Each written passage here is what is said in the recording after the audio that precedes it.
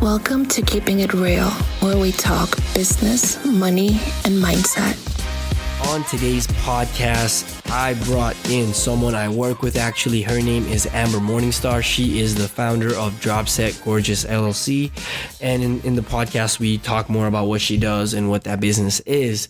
And the reason I brought her on is because she has changed the way I look at business and the way I run my business. And she has been very, very helpful. And I know that what she knows can help entrepreneurs and people that want to start their own business. You know what I mean? We talk about automations, how to actually be a boss and not, run a business rather than have a job. And guys, trust me, this is one of the dopest podcasts I ever recorded. I always say, man, the word boss lady gets thrown around a lot, but I've never met someone that defines that word better than Amber. She's truly a boss lady, one of the best business person I've ever met. You know what I mean? So I'm excited for you guys to indulge in this episode and learn from it. So without further ado, I hope you guys enjoy this episode I did with Amber Morningstar. Welcome to the podcast, Amber. Hey, I'm excited to be on. Thanks for having me. Yeah, I'm excited to have you on as well. And I had to have you on because, we've only been working for a month and you've helped me so much. And I feel like not only have you helped me, I've learned so much about business. And I've learned so much about how to do business properly, just like working with you or just seeing what you have done. And, knowing that so many business owners and entrepreneurs follow me, I've had to have you on just talk a little bit more about, the importance of working on the business versus in the business, automations, systems, all of that. So yeah, before we even get started on that, I introduced you already, but go ahead and introduce yourself to some people that don't know you. Yeah, for sure. So my name's Amber Morningstar. On Instagram, I'm known as Drops. I have a background in corporate sales and retail before coming into the online world. And I think that that's really what has allowed me to be so successful in what I do. A lot of entrepreneurs don't realize how much structure can set you free. So I think, bringing that corporate-y structure into online businesses has really allowed me to help businesses scale. And that's exactly what I do is I create structure in businesses so that they're able to scale beyond 6 and 7 figures without the wheels falling off. Right. What's your story overall? Because I know you're really into fitness, I think that's one of your main things, and also business. So I kind of want to just hear, I guess, you're getting your start in all of this and transitioning to fitness or going into business, just the whole story.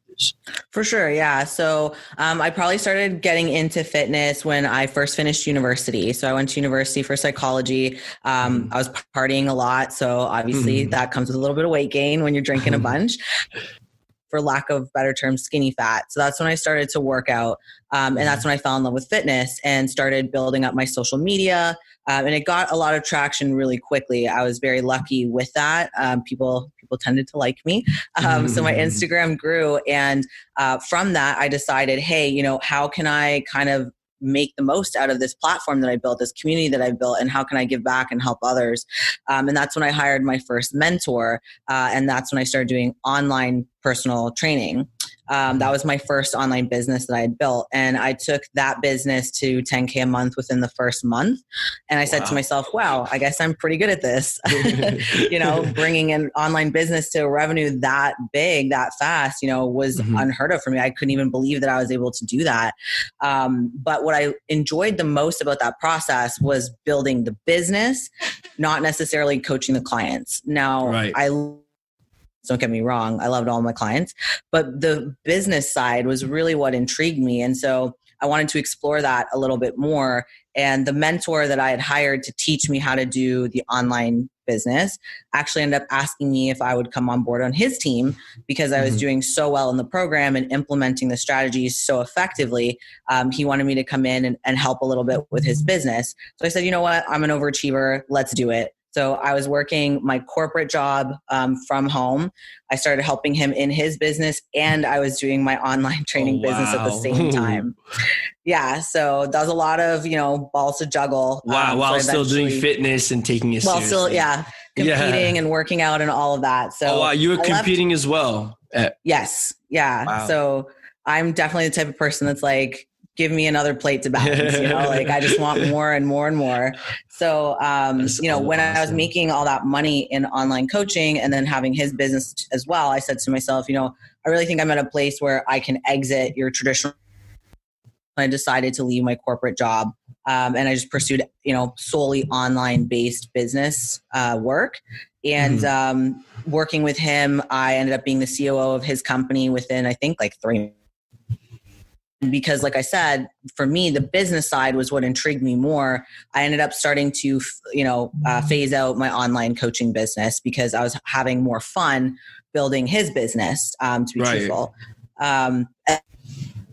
The idea to kind of have an agency that offers operations and systems, because that's where I was enjoying myself the most. And then eventually transitioned from his COO to having my own business, where I'm now basically a virtual COO for several companies. Right. And you know what, you've been helping out a lot of businesses and transform, a lot of businesses. I've seen it just not only with mine, but also, someone I know as well.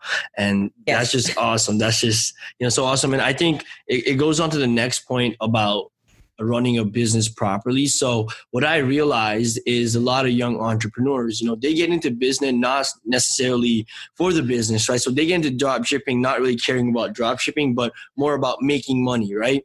Yeah. And in the beginning, everybody starts off like that. But I realized you can't get long-term and consistent results doing that because especially if you're managing everything, right? So I guess just even making people aware of systems and having a team and running a business like a business. Why do you think it's important to actually have a team and, systems and, like you said, the business side of things that you do? Yeah, for sure. So being a solopreneur and then being a business owner are two totally different ball games, right? Games. Totally. So you can take yourself to multiple six figures on your own, but eventually you're going to hit a wall. You just can't physically do all of it by yourself. And so once you start incorporating team members, things start to get complicated because now you're not just responsible for yourself and your own.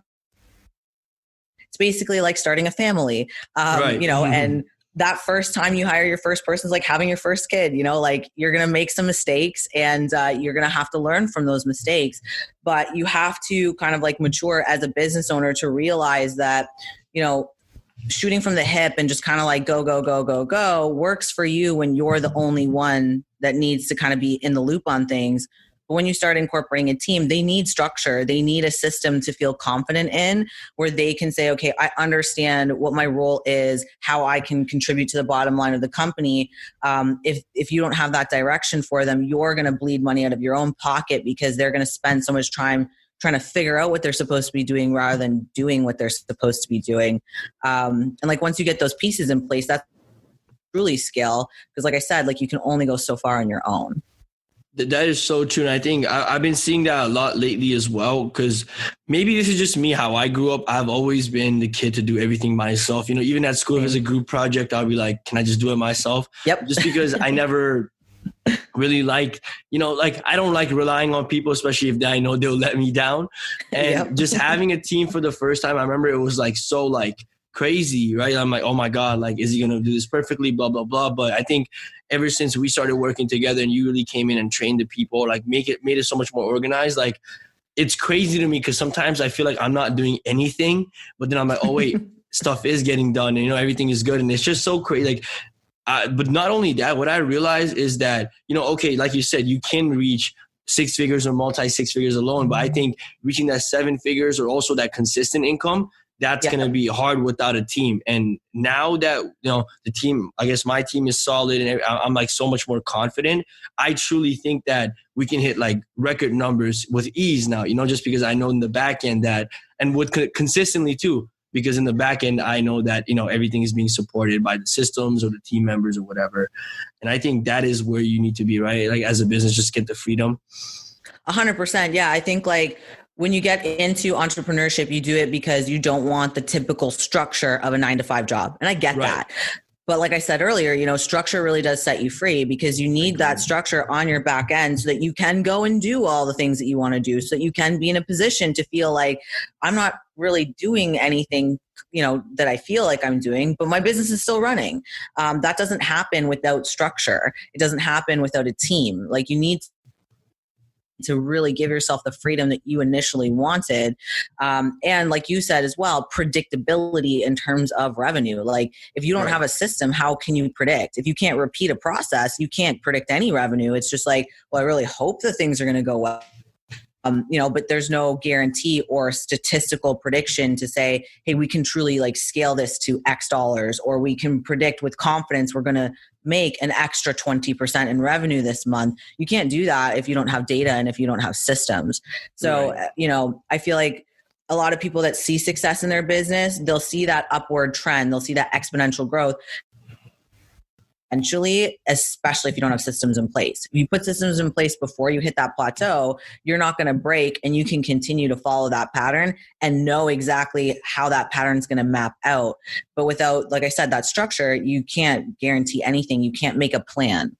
Right. And I think you made me like realize, I remember when we first talked, you said that, there is the number that we want to hit, that, it's our intuition, but then there's the number that the numbers will tell us that we're going to hit based on data. Right. And I think I actually never even thought of it like that. Or even like, I think I also realized, and this is something I've been saying lately as well. Like I really realized that I just get less stupid every day. You know what I mean? I have to like come into the fact that I'm only 20 years old and I don't know everything. Right.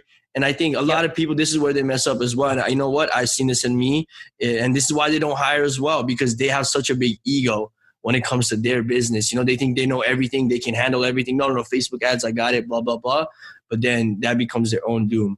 A question I think a lot of people are asking me, or someone might have right now listening is, okay, I get that, team is important. You have to be structured, blah, blah, blah. But what about someone that can't afford a team right now? What can they focus on, as a business owner currently, right now, just themselves, to kind of get to that point where, let's say they do get at a higher scale, they're good. You know what I mean? Like, what are some things they should really, really focus on?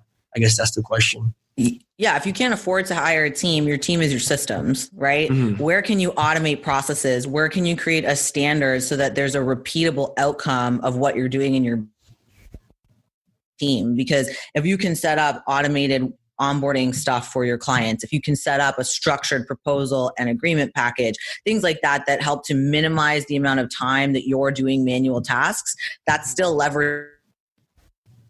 Go do revenue producing tasks, right? So anything that is manual and repeated, try and find a way to automate that and create a system around it so that it takes you less time or takes it off your plate altogether, so that you can focus your time more on things that are going to bring more revenue into your company.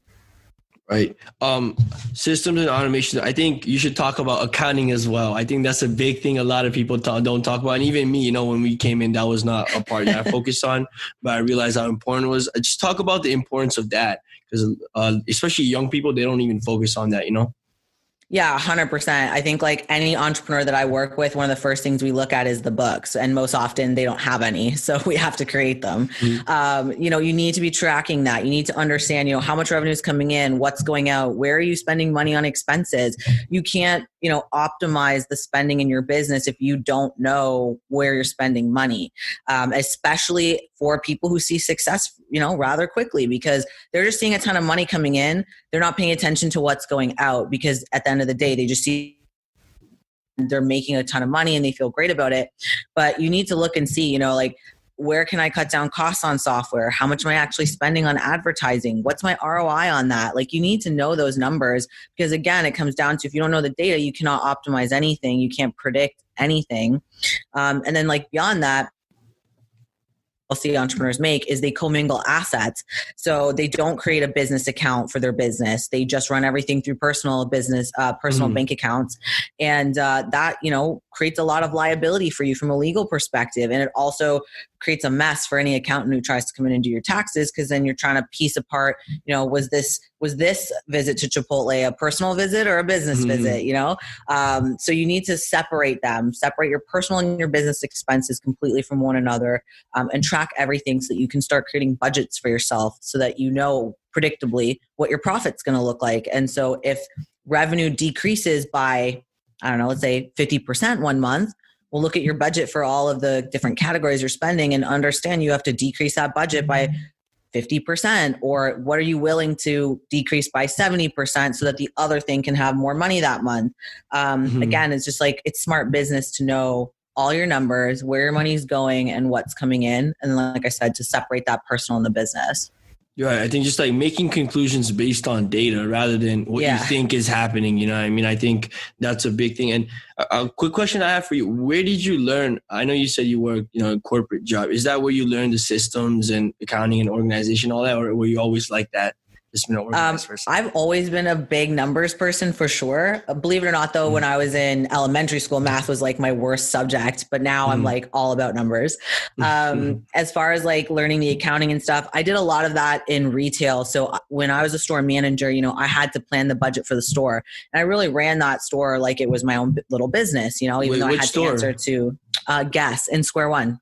Oh, word. Yeah. I've been there a lot. Yeah. So the accessory store, I don't know if it's still open, but when I started with them, they were like the worst store in Canada. By the time I left, we were number one. Wow.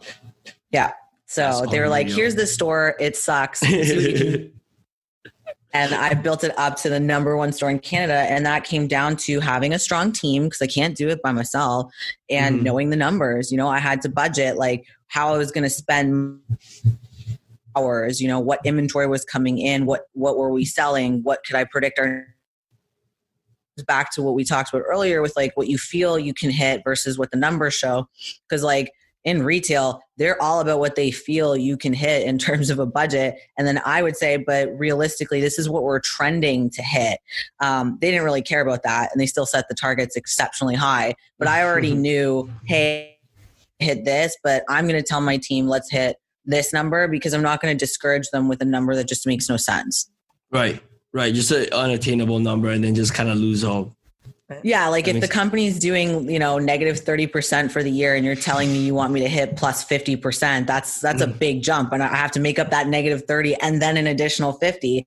That's just not realistic. I get that that's what they want and expect of you, but if the trend line's not there, it's not there. Appear out of thin air. Especially in a retail store. I feel like, when it's your own business, you have a little bit more control, obviously, over like what you're spending on ads and stuff like that. But in a retail business, not as much. But that's kind of like where I would say I learned like the base of, not like understanding the numbers and predictions based on data would be more so from the retail experience that I have.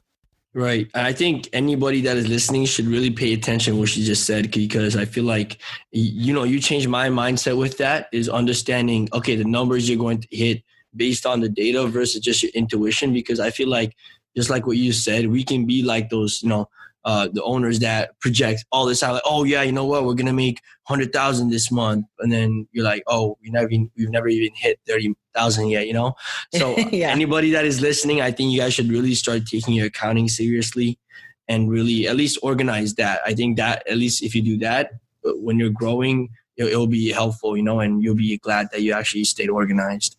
But, when it comes to team, do you have any general advice for people? Because I know people still ask me this a lot. And even when I was like starting to build out my team, I remember I was looking at courses online. Not many people have like, really good advice. But whenever, we started talking, we started working together, I kind of understood a team better, a hiring process, because we even went through that right now. So do you have just general advice for, managing a team, hiring people and stuff like that?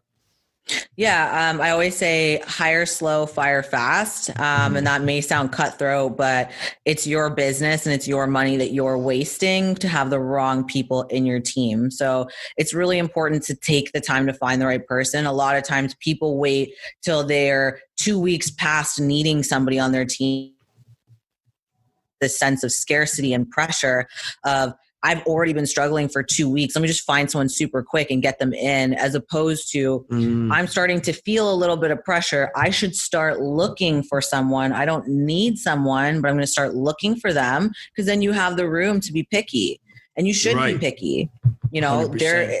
they're coming into your company. You're trusting them with your company, you know, even if they're not going to be like a COO or a C-suite exec, you know, they're still coming into your company and you're trusting them with valuable pieces of information, of IP, and of, you know, representing you and your brand if they're client facing or doing work that's going to be shown to clients. So you want to make sure to be very picky with who you hire and very fast with who you fire. If you see problems, have that open communication and conversation with them. If it becomes a persistent issue, don't wait 6 months to get rid of them. You know, wait a month, 2 months tops, because I always say this, just like a shitty relationship, it's just going to get worse. So cut those ties, don't hold on longer than you need to, and move forward. Yeah, before you even move on, it's so funny. What the advice you gave is like the mistakes I made in the beginning, you know, like you said, hiring when I needed help, because I was that solopreneur in multi six figures, but I was alone, right? So I was like, yeah, I remember every day it was like, holy fuck, like it felt like slavery, like to myself, you know, and it sucked. And just like that, I had to hire someone fast, and they might have not been the most qualified, but you know, there were someone that I guess anyone could have helped that time, right? And that ended up costing, you know what, I in the long run, maybe thousands of dollars, but I remember even, you know, they made mistakes that cost me $1,000 personally, this, that, or whatever. And at the end of the day, as a business owner, you're going to have to take responsibility. So I think even looking at, also like just talking about hiring people, not looking just for like the price, you know, looking for quality as well. I realized that's a huge thing as well that people might mess up on, where they just go ahead and hire a virtual assistant from India, not knowing the consequences or opportunity cost of hiring that person versus someone more qualified. Yeah. I mean, like if somebody is going to come onto your team for $2 an hour, there's a reason for that, right? And that's not to say that that person is, you know, stupid or something, but if they just don't have that experience where they can charge a higher price, they don't. I've worked with people from the Philippines who charge $15 an hour, and you can get people from the Philippines that will only charge you $2 to $4 an hour, right? But the thing is like the person that I know that charges 15, she's great at what she does, you know, and she should be paid for that work. She should be paid for that level of experience. So regardless of where in the world you're hiring, it comes down to what value can they bring to the table for you. And like you said, quality over worrying about the dollar, right? Like you will knows for somebody who you hire that's not a quality team member, unless you're ready to train them to be a quality team member. Right. So like if you're not paying out in dollars in what you're paying them, then you're paying out in time that's going to take for you to sit down and teach them every little thing and piece of your business. If you have the time for that and you're willing to invest that in someone because you see potential, then I say go for it. But if you need to move fast, which most people do, go for that like middle ground. Find a happy medium of this person has enough experience, but they're moldable. I can teach them things and they're in a price point that makes sense for what I can afford for my business. Right. That's 100% true. So someone like you that is like, you know, working with multiple businesses, you know, doing your own thing as well. How do you stay organized? Like, you know, from day to day? Yeah. I implement a lot of to-do lists, and I use a project management software called Monday. A lot of my clients, including you, use Asana. Those are my two favorites. I'm not really a big fan of any others. I know there are others out there, but having those available to me and breaking them all down based on what do I need to get done today? What do I need to get done this week? And what's a nice to have, right? I think too often people make a to-do list for themselves that's like 60 items long. And then at the end of the day, they're like, well, this sucks. I only got 20 things done. But getting 20 things done is a pretty good completion rate, you know, like that's a lot of things. So I look at it as what's the size of the task and what's that priority level in terms of today, this week, or nice to have. My nice to haves are like, I would love to get this done this week, but if it doesn't happen, I can push this to next week. Right. So that way I'm always feeling like I'm winning, because my today list, I'll keep to 3 to 5 things tops. Right. Because like who can't get 3 or 5 things done in a day? Exactly. Right. And then if I can knock off a couple of the this week tasks that same day, even better. But at the end of the day, you know, I will always feel like I'm winning because I set myself up in a way to win, as opposed to overwhelming myself and always feeling like I'm losing. And I recommend that people do that with their team members as well too. I always communicate to my team members when I give them a project, this is a low, medium, or high priority. High priority, like I said, is I need this today. Medium is this week, and low is, you know, if you have time. so that they understand where to spend their time, right? And so that you're moving the needle forward in the most meaningful way, but you're still communicating everything that needs to get done. That's awesome. That is some amazing tips. It's so good. I have to write it down myself. Are you reading any book right now? I'm curious. Yes, I'm reading Built to Sell. I forget who it's by, but I just started it and I like it so far. Definitely interested in the idea of building businesses that can be exited. I think that would be like a next level strategy for me moving forward. I just think like it's cool to build a business around you. That's great. The problem is like, we are all going to get old. We can't escape time. I can't be the face of my business for the rest of my life. I don't want to be doing consulting calls when I'm 90 necessarily. You know, I maybe want to be traveling a little bit more, or, you know, taking a few steps back. I can't do that if my brand is me and my business is me. Right. So if I can start looking at ways to build businesses that don't have me as the face, that can be exited, I think there's a lot of value in that. And so that's why I'm starting to do a lot of research on books and resources that can help me accomplish that. That's awesome. And is the leadership book that you're telling, I think you posted, is that your favorite book of all time? Yeah, I listen to it all the time. It's in my Audible as well. I'm going on like a too, because I focus so heavily on helping businesses build teams. That's like my number one book. I always either like recommend or I'll send it to my clients as well when they start up. You beat me to it. You went and got it before I could send it to you. But it's an important book because you have to be a good leader for your team. If your team fails and you have strong people on your team, the only person whose fault it is your own. 100%. I think as a business owner, you got to take responsibility for everything, no matter what. 100%. Yeah. Like if anything goes wrong in your business, it comes down to like, what could you have done better as a leader to prevent that from happening? And if that answer is providing better training, more clarity, or just simply sucking it up and firing that person on your team that's just not performing, it still comes down to your decision. Like you are the driver of your business. You have to take ownership. Right. And plus you have more control if you actually take ownership of everything as well. And I think I learned that from Brandon is like if someone, and I think this was an amazing tip that I learned earlier before I had a team. And he said, you know, if someone in your team messes up, don't get mad at them. See how you could have prevented that. You know, did you give them proper, clear instructions? Could you have trained them better? Could you have given them a better, you know, resource to help them achieve that? And once I started thinking like that, I realized that, like, first of all, you get less bitter. Saying just like taking ownership of everything, just so you're not, at the end of the day, you have control over your business and you're not out here blaming people, because the last thing you want to do is blame your team for why you're messing up.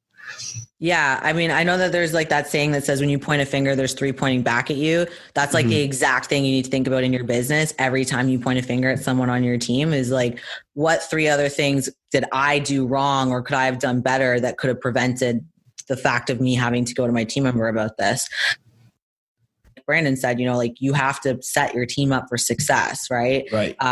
They look to you to get leadership, and you have to be there to give them that. Otherwise, you know, you're only hurting yourself and your own business in the long run, because they can go find another job.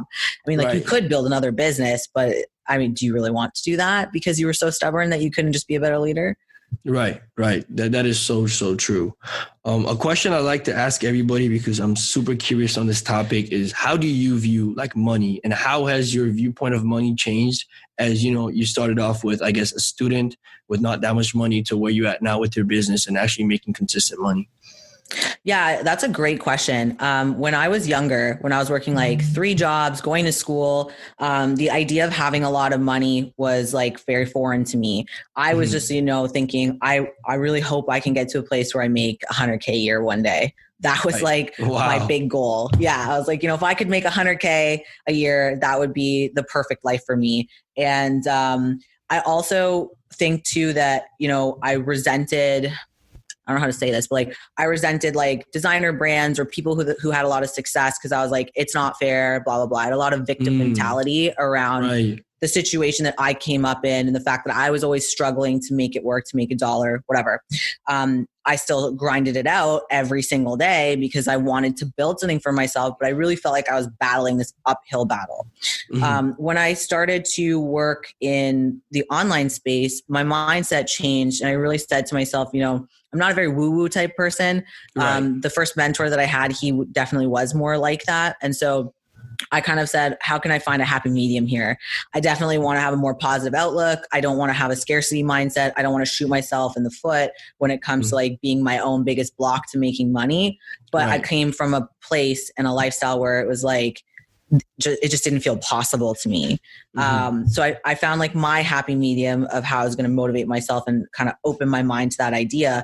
And when I started my personal training business and I started making all this money, it was like, what the hell is going on? Like I've never seen this much money in a month, like 10K.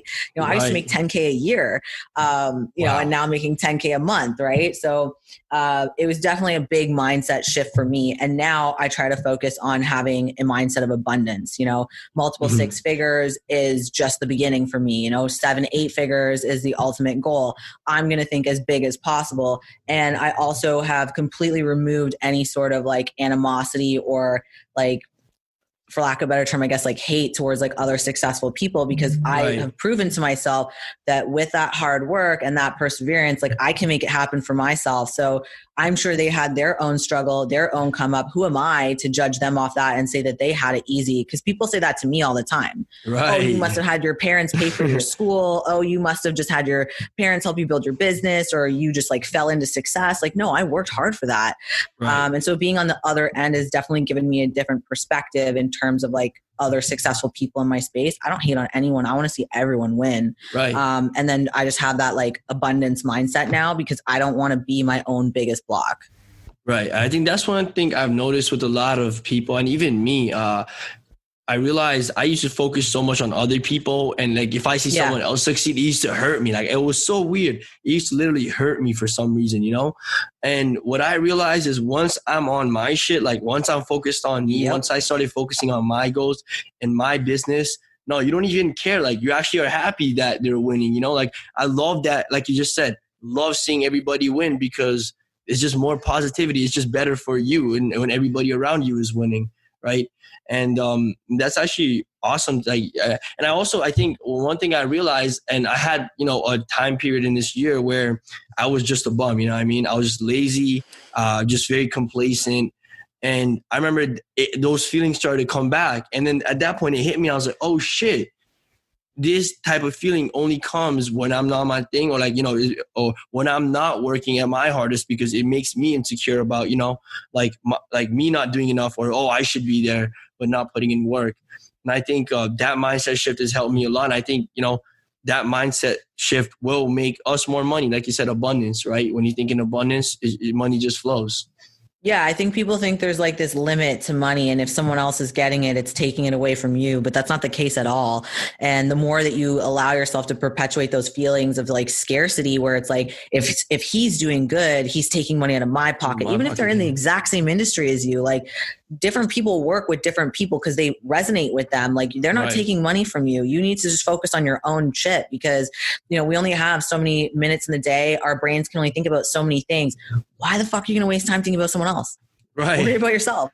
Worry about any minute you spend. It doesn't even affect you in any way. Exactly. Any minute you spend thinking about someone else's success is a minute less you can focus on your own success. I like that. That's a banger. So when was the moment where it really hit you? Because you said, you know, you thought 100,000 a year was a lot. What was that moment that it hit you that, oh, you know, 7-figure is possible. Oh, 8-figure is possible with what I'm doing and what I got going on. When was that moment? Yeah. When would probably be my first 10K month when I was doing the online training, and I was like, this is possible for me. Wow. You know, because like when I saw everyone else and like the testimonials from like the program that I got into and all that, I was like, I mean, it seems possible, but is it possible for me? Right. And I think a lot of people have that feeling when they first get into entrepreneurship, is like, everyone around me is making all this money and I want to do that too, but can I do that too? And when I really proved that to myself by applying myself and seeing that success, that first 10K month, I was like, man, and that was like, it wasn't easy, but it wasn't hard, I guess. Like, I don't know. It was just a lot easier than I would have ever pictured in the terms of like, cause I was selling high ticket, right? So $1,500 packages. I was like, oh my God, I'm selling these like hotcakes. Like this is crazy to me. So I was like, if I can do this and I scale this, like the sky is the limit for me, you know? And that's why I have that tattooed on my back, because I never want to create a ceiling for myself. The sky is the limit. I can do whatever I want to do. I just have to make it happen, you know? And once I find a way, then I just like run with that. And so that would have been like my first instance of like, damn, this is really possible for me. Right. That's so awesome that you have the tattoo of the skies. I have a wallpaper. My wallpaper is a bit different. It says there's levels to this shit. Just want to remind myself every time I get in my head, I'm like, there's levels, like, you know, you're not even there. Yep. Yeah. I think that's what, like the same thing you said with 10K. Once you made the 10K, you're like, oh, wait, this is not that much. I thought this was like everything. Yeah. But when you get it, you're like, oh, and then when you reach the next level, you're like, oh, wait, you know, that is achievable. And then you just keep on going. And it's awesome. A question also I like to ask everybody is, are there things that are like not even business, you know, correlated to business that you do that kind of help you indirectly with your business? You get what I mean? Like hobbies, activities that you do that are not like directly linked to business, but help you with business. Yeah. I would say like fitness for me is huge because it requires a lot of discipline. And that's why when I look for team members, I look for people who have played sports in the past, people who have been in the military, stuff like that. Any sort of like outside business activity that requires discipline, right? Because if you're disciplined in that part of your life, you're more likely to be disciplined in the other parts of your life, including business. So forming strong habits and living a healthy lifestyle outside of my business allows me to create a healthy business. I feel like the times where I've like, you know, like you said, you had a part of the year where you're kind of being a bum, the times where I've let myself be a bum and like eat like shit and not go to the gym. That's where I feel like, you know, I've lost out on some forward momentum I could have made in my business if I'm not taking care of my business. Right. Do you meditate? I am the worst for ask me that. And I feel like I just cannot get that skill down. I've tried, but it is not something that I've been able. It's something I do want to improve on because I feel like, again, that's an area of my life where I'm potentially missing out on maximizing because I'm being stubborn and not just like sitting down and figuring out a way to do it that's best for me. Right. Yeah, I think meditation, you should definitely, especially us both knowing Trill, you know, Trill is like, I think he like ever since he's been super into meditation, I've been so much more consistent with it as well. Shout out to Trill, by the way. You got to get him on the podcast soon. But yeah, that's also, you should definitely get into, I guess, meditation. Or have you read the book Stress Less, Accomplish More, the one that Trill, that book, that book really helped me out a lot. So, and I recommend that to ever since then, I've been recommending it to everybody because I've been doing meditation for a while. But I remember once I started doing her way, I just started becoming happier as a person, and, you know, past things I just let go. And I was like, wow, this is cool. A little side note, but there's that. But yeah, before we end the podcast, I just want to, you know, thank you so much for taking the time to do this because I know you're very busy and you got a lot of things going on. But yeah, before we go, do you want to, I guess, plug all your social media links or any of that? Yeah, for sure. Well, first of all, thank you for having me on. It was a blast as always. I love talking with you. We always talk, like, I feel like all of our touch bases could be podcasts. Right, for real. And then for social media, you guys can find me on Instagram. It's at dropset.gorgeous. And that's the main social media where I hang out. So you guys can follow me. And I've got some new stuff I'll be launching this year. So I would check there for announcements on that for later in 2020. Oh, and before we go, I completely forgot. I probably got to do this beginning as well, but she's the reason this podcast is here, guys. So everybody go give her a follow just for that, because without her, this podcast was just an idea in my head. It's something I've been wanting to do. You know, she actually was able to help me execute it and turn this into reality. So shout out to her for that. Thank you. I appreciate it. Right. Anyways, guys, hope you guys enjoyed the podcast. I'll see you in the next one. Bye-bye.